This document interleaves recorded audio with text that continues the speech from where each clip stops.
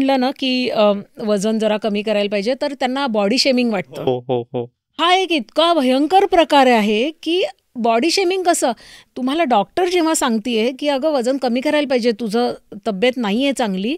तर तुम्ही body shaming कसं म्हणू शकता? आणि एकमेकांना हे बोलून सपोर्ट करायचं, जेव्हा तुम्हाला मेडिकल प्रॉब्लेम्स येतात, तेव्हा ती गोष्ट बॉडी शेमिंग वगैरे नाहीये.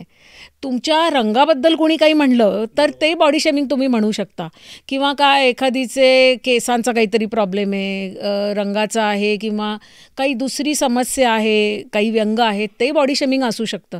तुमचं वाढलेलं वजन हे तुम्हाला डॉक्टर स्पेशली सांगत असतील, तर ते बॉडी शेमिंग नाही होऊ शकत किंवा तुमच्या घरचे तुमचे हितचिंतक, तुमची आई-वडील सांगत असतील, तर त्याला तुम्ही बॉडी शेमिंग कसं म्हणू शकता? आणि ह्याच्यामध्ये नुकसान कुणाचं आहे?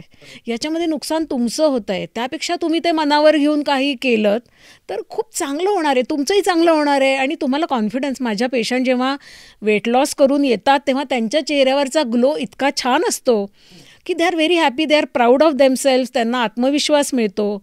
छान वाटतं त्यांना. सो हे बॉडी शेमिंग वगैरे आय थिंक कंट्रोल करण्याची गरज आहे.